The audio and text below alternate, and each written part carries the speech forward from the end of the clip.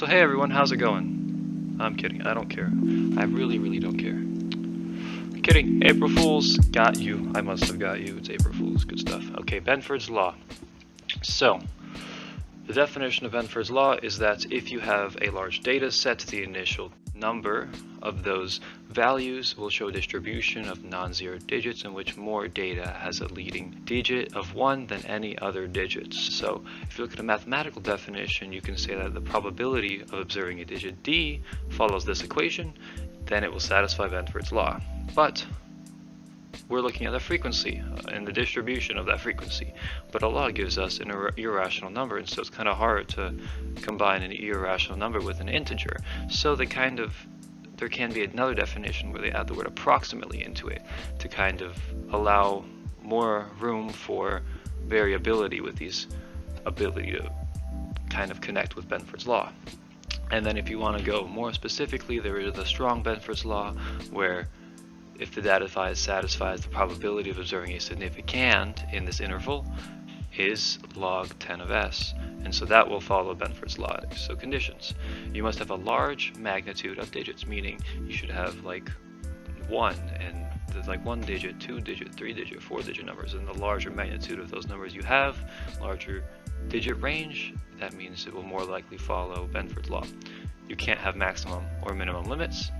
You are not allowed to use numbers from identity like social security and credit cards, because that will interfere with it. It must be skewed to the right. They must be numerical. You can't have a letter as an integer. You have to have all numbers, and there must be large data sets, because if it's a small data set, outliers will influence the data a lot. So if you go through history, Frank Benford is what this law is named after, but they sometimes add Newcomb into it, who was the person that originally discussed this phenomenon in a journal.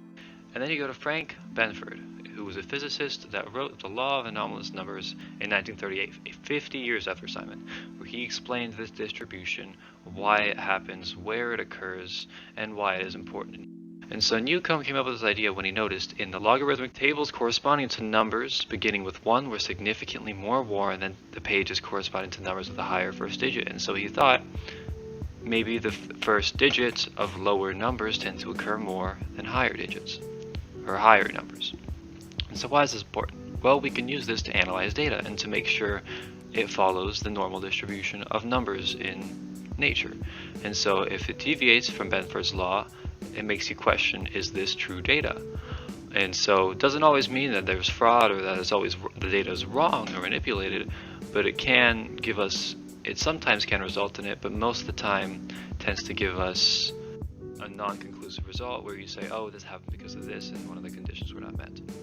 And so Benford's law is used to evaluate tax fraud as well as other IT analytics.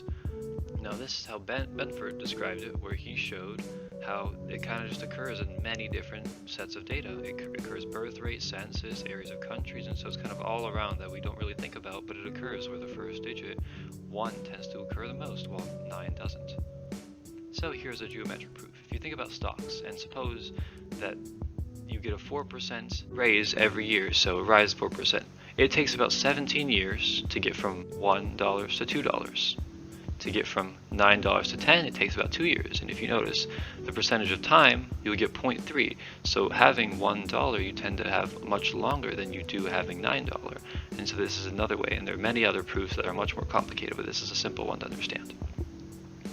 But there are times where this doesn't work that I showed earlier, like the last election, where there was very different views on the reliability and accuracy of the results of the election. And so some people noticed that in the Chicago voting precinct, Biden's voting counts didn't follow Benford's law. And as you notice, it's a pretty normal distribution. It doesn't follow like Trump's did right here.